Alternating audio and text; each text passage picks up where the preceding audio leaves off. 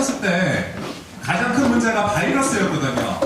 그리고 바이러스하고 핑비단병 해갖고 신재타의 김규동 팀장이 설명을 드릴 겁니다. 큰 박수 부탁드리겠습니다. 다시 한번 인사드리겠습니다. 안녕하십니까. 네, 저희 신재타 코리아에서 마케팅 업무 담당하고 있고요. 김규동입니다. 새해 복 많이 받으십시오. 건강하시고요. 네, 시작하겠습니다. 지금 고추 병해충 이제 세미나를 부탁받아가지고 자료를 준비하는데 고추에 무슨 문제가 있을까 최근에 그렇게 고민을 했었어요. 자료 면적도 감소하고 있고 기후도 안 좋고 산나병, 바이러스병 엄청 많아지고 그 다음에 태풍 가뭄 때문에 탄저병 심하고 그 다음에 피해리스 때문에 아무데나 못 치고 엄청 이런 문제들이 많더라고요. 그래서 보시면 재배 면적부터 보시면 전년 대비 10% 정도 감소하고 인건비도 상승하고 산지 가격도 계속 금도 떨어지는 입장에서 감소가 계속 되고 있습니다. 그리고 폭염 및 가뭄, 그리고 수정이 불량해지고 이런 보시면 낙하되고 낙엽지고 이런 고온에 의해서 수세 약화되고 이런 것들 많이 볼 수 있었습니다. 그리고 지속적인 강우, 폭우, 탄저병이 엄청 많아졌죠. 그래서 19년부터 보면 저온의 가물량이 많아져가지고 이런 보시면 사진을 여기서 보시면 탄저 때문에 떨어지는 모습 볼 수 있습니다. 그렇게 되면 탄저가 걸리게 되면 바이러스도 확산 속도가 엄청 빨라집니다. 이런 사진으로 보셔도 이렇게 확인할 수 있고요. 그 다음에 이제 그러면 이제 고추에 뭐가 중요할까? 그렇게 봤는데 6단계가 있더라고요. 종자에서부터 수확 건조까지 가는데 종자 선택 잘 하셔야 되고 그 다음에 육묘당에서 보온가루 그 다음에 가식할 때는 이런 밤낮온도 잘 유지하시고 그 다음에 이런 잔로병이나 진딧물이 이때 많이 붙거든요. 이거 주시하셔야 되고 그 다음에 정식할 때는 본엽이 13에서 13회 정도 나왔을 때 첫 코피기 시작하고요. 그때 정식하시면서 이때가 제일 병해충을 집중적으로 방지해야 됩니다. 여기 흰비단병, 탄저병, 바이러스, 담배 총체, 응애, 서투ler피 이런 것도 많이 나오고 수확하기 전까지 계속 이런 병들이 많이 나옵니다. 그래서 제가 오늘 말씀드릴 거는 이런 이제 수확할 때 방지하는 거 어떻게 하면 더 효과적으로 방지할 수 있고 어떻게 잘할 수 있는지 한번 설명드리겠습니다. 이거는 뭐 다 아실 거지만 간단하게 한번 준비해봤어요. 파종할 때 본엽이 3, 4회까지 전개되면 가식하고 그다음 육묘장에서 이제 가스 피해나 이런 많이 쓰고 계시죠. 50에서 72구짜리 많이 쓰고 계시고 냉해 피해 막기 위해서 농산육묘 하셔야 되고 그다음에 이런 반수량이 지나치게 많으면 물 빠짐 현상이 많아져요. 그래서 가스장이 많이 나오기 때문에 영양제 간주할 때 잘 선택하셔서 하셔야 되고 고온대 옷자람 현상이 있을 수 있으니까 아까 밤낮 온도 5, 6도씩 잘 확인하셔가지고 잘 관리해 주셔야 될 것 같아요. 육묘가 보통 고추 농사의 절반이라고 하죠. 그래서 온도도 유지 잘 하시고 과습이나 퇴비 아까 앞전에 말씀하신 퇴비를 가능적으로 너무 많이 깔면 이런 장애가 많이 올 수 있습니다. 주요 병해충은 이제 잔록병이나 진딧물 총체벌레 이때 많이 올 수 있어요. 이런 잔록병 사진들을 보시겠어요. 이렇게 뿌리에서부터 이렇게 장애가 나타나죠. 이렇게 자부라지고. 그다음에 냉해 고온 피해 보시면 사진으로 보시면 뿌리의 저온 피해는 이제 생육 부진이 초래되고, 그다음 고온으로 하면 이렇게 노랗게 뒤쪽까지 이렇게 노랗게 타는 거, 아니 변할 수 있는 거 사진으로 이렇게 말씀드릴게요. 그다음에 물 관리도 보시면 이렇게 주저앉았죠. 그다음에 이런 고온에 의해 상토 수분 부족하고 저온이나 이런 구부러지거나 아니면 높은 수온에 의해서 온도가 너무 높으니까 끝이 이렇게 노랗게 황화현상처럼 나올 수 있습니다. 그 다음에 요즘에 많이 또 보시는 게 칼슘 결핍인 것 같아요. 이게 다 보시면 이렇게 저도 이제 여기 신재타 코리아 오기 전에 잠깐 농협 생활을 했었거든요. 입천에서 농협하다 보면 참 가장 많이 물어보는 게 탄저랑 칼슘 결핍 헷갈려갖고 오시는 분들 정말 많았어요. 보니까 다 이런 게 원인이 보면 물 관리 잘 안 되고 그 다음에 고온하고 가뭄이 계속 겹치다 보니까 이런 현상이 많이 나오더라고요. 뿌리가 정말 중요합니다. 다시 한번 말씀드리면 대비가 집적이 많이 염류가 많이 쌓이면 뿌리가 잘 안 자라요. 끝에 원뿌리가 있고 끝에 장뿌리가 나오는데 그 장뿌리가 잘 안 자라게 되면 양분을 빨아먹지 못해요. 그러니까 그런 대비 관리나 뿌리 관리 잘 해주셔야 될 것 같아요. 이제 여기 보시면 케야기부터 착하기까지 문제가 되는 이제 병해충들이 이렇게 쭉 나와 있는데 이제부터 쭉 한번 설명드릴게요. 첫 번째 탄저병입니다. 탄저병 사진만 봐도 엄청 심하죠. 탄저병이 보면 다 여러 부위에서 여러 가지로 많이 나옵니다. 그 중에 이제 공통점을 보면 함몰이 되고 이렇게 포자들이 이렇게 나오면 고추 탄저 걸린 거 만져보면 이렇게 좀 진득진득한 물같이 나올 거예요. 그런 거 이제 공통점으로 생각하시면 될 거예요. 사진 보시면 이렇게 엄청 심한 정도의 사진을 제가 갖고 왔고요. 탄저병이 그러면 어떻게 많이 생기냐? 작은 반점이 생겨서 점점 확대되면서 이렇게 생기고, 아까도 말씀드렸지만 홍색의 점질물, 끈적끈적한 홍색의 점질물이 나오면서 이렇게 비위를 통해서도 전염되고 계속 전염이 됩니다. 그리고 1cm 이상 병관에서 수천 개에서 1억 개까지 분자가 있어요. 그러니까 그런 분자들이 비를 통해서 감염이 되거나 날아가면서 다른 건전한 고추에 또 감염시키고 해서 탄저가 수확할 때까지 끝까지 나오는 걸 볼 수 있어요. 6월 하순부터 7월까지 장마 시작되고 고온이 지속되고 다습하면 습기가 많으면 탄저가 더 심하게 옵니다. 이렇게 포자가 있으면 얘가 잎 표면이 있지 않습니까? 과 표면이나 그런 데 이렇게 붙어가지고 부착기라 해가지고 쭉 내옵니다. 탄저병 포자가. 그러면 그게 이제 세포, 표피 세포예요. 밑에 조직 내 세포로 들어가서 이게 병관이 시작되거든요. 그 고온균으로 28도, 32도 정도 되는 습도가 90% 이상 엄청 고온 다습할 때 탄저병이 많이 생기고, 비가 많이 오면 특히 많이 퍼지고요. 그 다음에 비바람 타부하고 수분이 필요하기 때문에 그런 탄저병이 이렇게 비 오거나 고온 다습할 때 많이 퍼지게 되고 생기게 됩니다. 이렇게 보시면 지금까지 이렇게 현장에서 고추 탄저병 때문에 고생하시니까 이런 방법들을 많이 쓰세요. 엄청 많죠. 그 중에 대표적인 거 2개만 한번 제가 한번 준비해 봤는데, 몇 가지 잘라가지고 우리 습도 좀 유지하자, 통풍 잘 되게 해갖고 탄저가 좀 더 비산되지 않게, 장마철에 이렇게 몇 가지를 좀 잘라주셔야 사과도 똑같고 가수도 다 똑같습니다. 어차피 입소질 다 하셔야 되고, 그래야 약도 잘 먹고 통풍이 잘 되면 병이 많이 줍니다. 그러니까 그런 밀도를 줄이셔야 되고요. 그 다음에 고랑을 필복합니다. 이렇게 고랑을 필복하게 되면 탄저분이 비가 올 때 탄저균이 튀어가지고 다시 올라가지 않게, 그렇게 이제 막아주는 이제 물리적 방법이죠. 근데 그렇게 해도 제일 중요한 게 뭐냐면, 충북대에서 발표한 건데, 살균제를 저희 많이 치잖아요. 근데 다 쭉 치면 이게 제일 높죠. 정식 후부터 계약이 발생 전, 발생 후 다 쳤을 때는 효과가 잘 나타나는데, 제가 말씀드리고 싶은 거는 여기 발생 전에 안 쳤어요. 발생 전에 안 치면 효과가 40%밖에 안 나와요. 탄저가 아무리 좋은 거 쳐도 발생 전에 안 치면 말짱 돌무기다.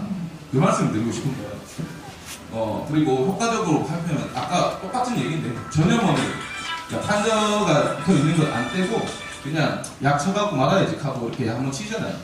그래 됐을 때는 엄청 발생률이 높아져요. 근데 전염원을 제거하게 되면 약 치고 나면 효과를 많이 본다는 거예요. 그러니까 탄저병은 걸리기 전에 무조건 치셔야 되고, 걸린 게 있으면 무조건 제거를 하셔야 된다. 그 말씀을 드리고 싶어요.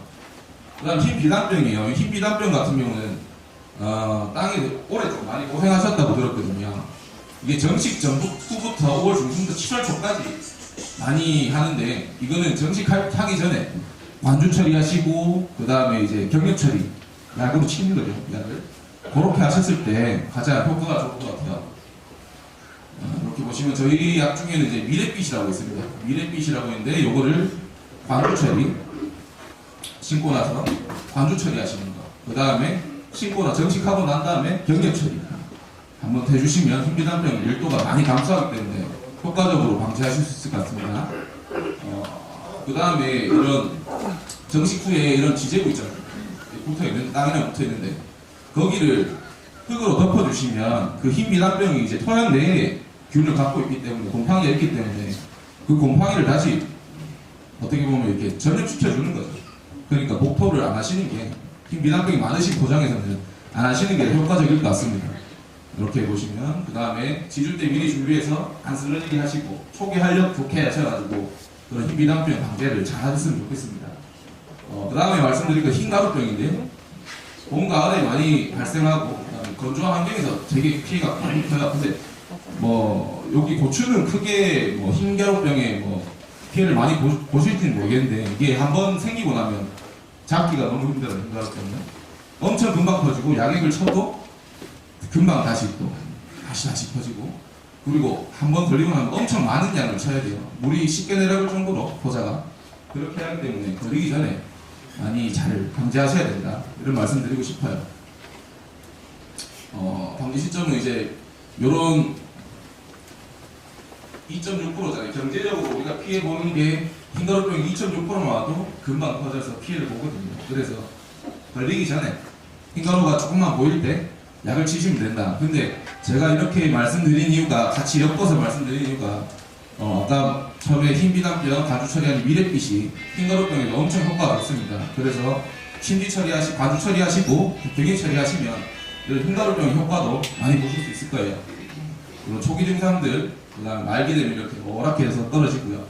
이렇게 보여주시고, 그다음에 이제 요거 저희 요 동영상 한번 보고 갈게요. 농업인들은 성공적인 농사를 위해 다양한 병해를 방지하는 것이 중요한 일이라는 것을 잘 알고 있습니다.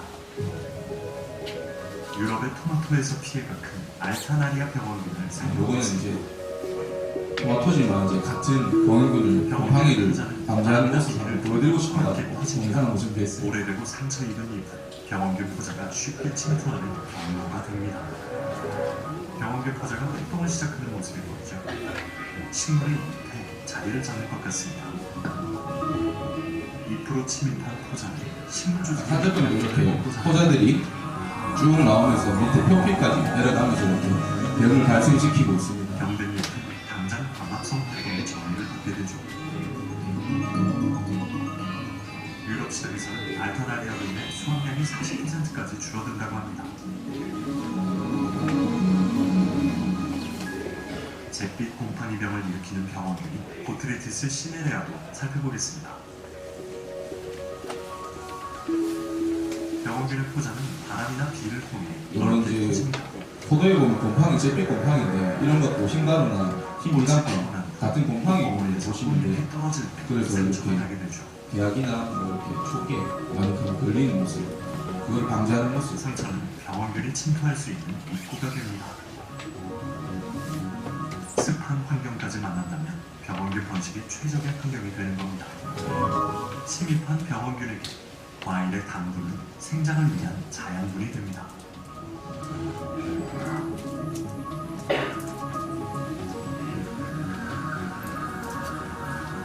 또한 과일의 상처가 나면 더 많은 포자들이 침입하게 되면서 병은 점점 번지게 됩니다. 이는 상품성 좋지 않은 과일을 생산하게 합니다.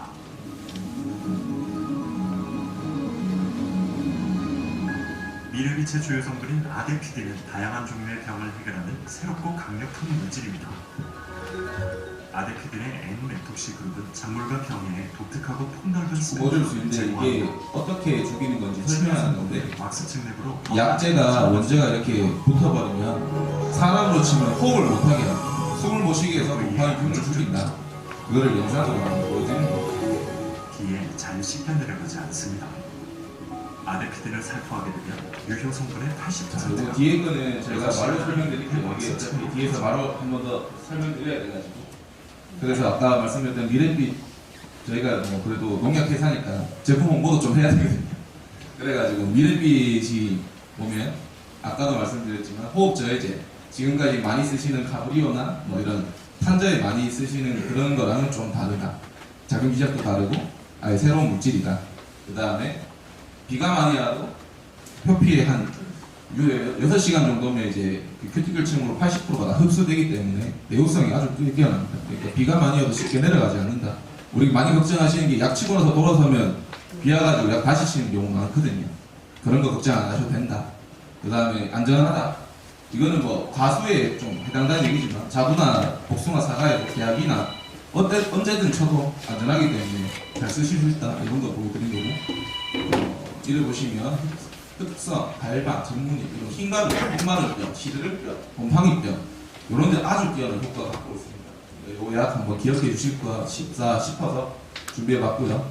그 다음에 이제 병은 넘어가고 해충으로 넘어갈 건데 총체벌레입니다. 총체벌레는 생활사가 아주 다양합니다. 그러니까 정말 눈에도 잘 안 보이지만 한번 얘네가 10세대 정도 이상을 계속 번식하고 알을 낳고 번식하고 알을 낳고 번데기를 만들고 계속 하면서 이런 알에서 일령 전용이라 해가지고 이제 번데기가 되는 과정입니다. 그 번데기가 토양 내에 있다가 다시 올라와 성충이 돼서 피해를 주고 이런 과정을 엄청 많이 반복해요. 그 다음에 전문약제나 이런 총체벌레 잡으려고 하시면 약을 치는데 약을 좀 많이 치셔야 돼요. 물량이 많아야 총체벌레 효과적으로 잡을 수 있습니다. 그리고 이게 뭐 똑같이 그냥 1령이면 1령만 있는 게 아니고 1령이 있을 때도 있고 성충이 있을 때도 있고 2령이 있을 때도 있고 번데기로 있을 때도 있고 그렇기 때문에 잡기가 힘들다. 그 다음에 얘네가 성충이 되고 나면 꽃 속에 있으면서 개하고 꽃에 세개 반응해가지고 이동을 하게 됩니다. 날개를 이동하기 때문에 더 잡기 힘들다. 그리고 수명은 한 30일에서 40일 되고 한 번 알 낳으면 150개에서 300개 정도 알 낳아요. 그러니까 엄청 잡기 힘들겠죠. 그러니까 이런 변태되는 과정 중에 중간중간을 이렇게 잘 잡아주셔야 이런 총체벌레 피해 없이 방지할 수 있을 것 같습니다. 이렇게 보시면 많이 보셨죠? 여러분? 총체벌레들 꼭지에 이렇게 모자이크처럼 막 밝히고 혈과 나오고 이런 것들이 대표적인 총체벌레 피해거든요. 근데 이게 이런 피해만 있으면 괜찮은데 이렇게 바이러스를 전염합니다. 총체벌레가 바이러스를 많이 칼라병 많이 말씀하시잖아요. 그 칼라병을 매개하는 매개충이에요. 그래서 총체벌레 방제가 잘 돼야 바이러스도 방제가 잘 된다. 이렇게 생각하시면 될 것 같아요. 이렇게 사진으로 보면 칼라병 모습이고요. 그 다음에 진딧물이거든요. 진딧물은 알로 활동하면서 계속 이것도 엄청 번식을 많이 합니다. 그렇기 때문에 문제가 되고요. 그 다음에 잎 뒷면에서 흡집해가지고 생량을 내시키고 특히 저희 이제 신초 올라올 때 그 신초에 붙어가지고 진딧물이 갉아먹고 흡집해버리면 그 신초가 자물어진다 하잖아요. 잘 안 올라옵니다. 그렇기 때문에 감로도 생기고 찐득찐득하게 그 찐득한 게 곰팡이가 붙어서 그름병이 오고 그 다음에 각종 바이러스들 토마토에도 많이 걸리는 그런 위조 바이러스 같은 것들이 많이 오게 됩니다. 이렇게 보시면 오이 모자이크 바이러스, 고추 얼룩 바이러스 이런 것들이 진딧물에 의해서 그다음에 사람의 접촉에 의해서 생기고 이런 칼라병은 총체벌에 의해서 내게 된다 이렇게 보시면 될 것 같아요. 그 다음에 두 번째 이제 저희 제품을 한 번 더 말씀드리고 갈 건데 이제 올해 처음 나온 신제품이거든요. 엘레스타를 해가지고 이거는 많이 들어보셨을 거예요. 이게 영어로 써서 어려울 것 같은데 모스피란이거든요. 모스피란은 다 아실 거고 그 다음 앞에 스피로피디온이라고 요게 신규 원제입니다. 이런 거 이제 저희가 말씀드리고 싶은 거는 진딧물 아까 전에 처음에 정식 후에 처음에 붙어갖고 새순에 붙어서 새순을 갉아먹고 자그러지게 만드는데 이런 이제 저희가 같은 거는 새순에서 계속 물간 체간을 이동하는 제품이기 때문에 새순을 강력하게 보호할 수 있다. 이것도 동영상으로 짧게 준비했어요.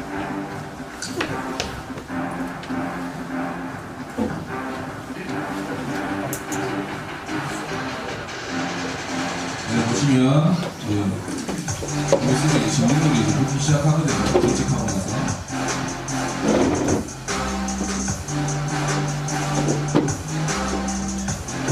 우리 돼지박쥐랑 비교하면 새순이 이제 안 올라오죠.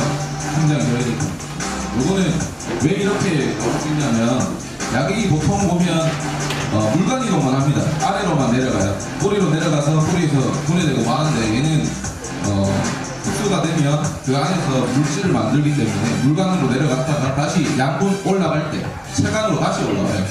그렇기 때문에 야객이 물간 체간 이동하면서 한 20일 정도 유지되기 때문에 이런 아까 영상으로 보신 것처럼 새순이 보호되는 효과를 보실 수 있어요. 그 다음에 그러면 식물 바이러스는 어떤 건가?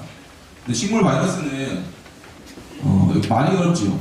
순화물 기생체, 저도 많이 발음이 잘 안 되는데 활물 기생체라고 살아있는 세포에만 붙어서 기생하는 놈입니다. 그리고 기주식물에 스스로 침입한 능력은 없어요. 그러니까 아까 총체벌레로 전염이 되는 거예요. 총체벌레에 바이러스가 들어갔다가 그렇게 매개하는, 전염하는 이렇게 모습을 볼 수 있고 기주세포기관을 통해서 계속 복제 번식하고 이렇게 보시면 이게 알려진 구조 중에도 가장 단순하고 작기 때문에 또 바이러스 잡기가 힘든 거라 보시면 됩니다. 이런 조직이 기형되고 변색되고 괴사되고 이렇게 심하면 이렇게까지 나올 수 있는 모습이에요. 그 다음 담배다방입니다. 담배다방은 저도 이거 대학교 때 많이 실험하고 많이 봤는데 보통 보시면 늦게 발견하시더라고요. 벌써 담배다방이 먹고 들어갔다 나왔을 때 이 담배다방이 있구나 그렇게 많이 생각하시는데 이런 7, 8월 달에 최성기입니다. 그러니까 요때 전에 미리 담배다방 관리하셔갖고 전문약재 치셔서 이런 담배다방 피해를 안 받으시는 게 중요할 것 같습니다. 이거는 영상을 한 개 더 준비했는데 이렇게 실제로 담배다방이 고추에 어떻게 파고들 가는지 한번 준비해봤습니다. 쑥 들어가지. 이렇게 안에서 담배나무 애벌레가 안에서 시기도 강하게 먹고 충분히 다 산 다음에 이렇게 다시 또 나오는 모습 볼 수 있어요.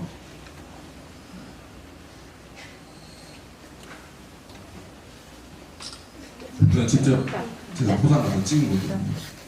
처음 봤어요. 이렇게 딱 들어가는 모습을.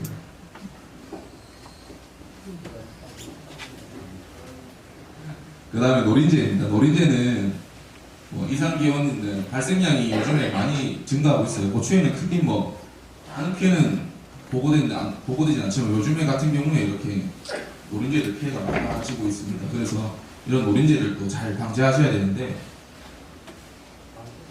이렇게 바쁜 시기잖아요. 그때 7, 8월 되면 잘 관리 못 하실 때가 있거든요. 그때 한두 번 정도 소홀해버리면 이렇게 탄저, 담배다방, 총체 피해 때문에 바이러스가 한 번에 온다. 그러니까 이런 7, 8월달 장마기 고온 다습한 시기 그때 잘 방제하셔가지고 효과적으로 방제하셔서 다 많은 수확할 수 있게 바라겠습니다.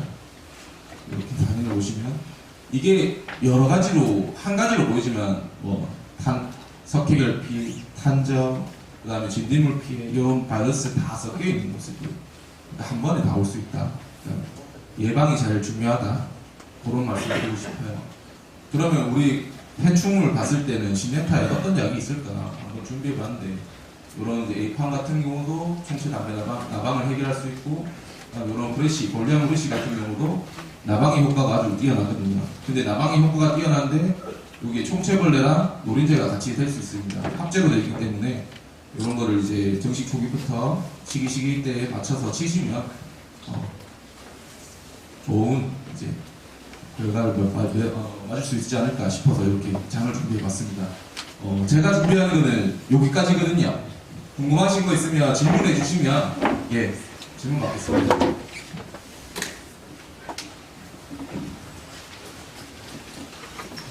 질문 없으시나요? 앞전에 엄청 많으시는데 질문 없으시면 올해 농사도 잘 하셔가지고 모두 다 부자 되고 대박 나길 바라겠습니다. 감사합니다.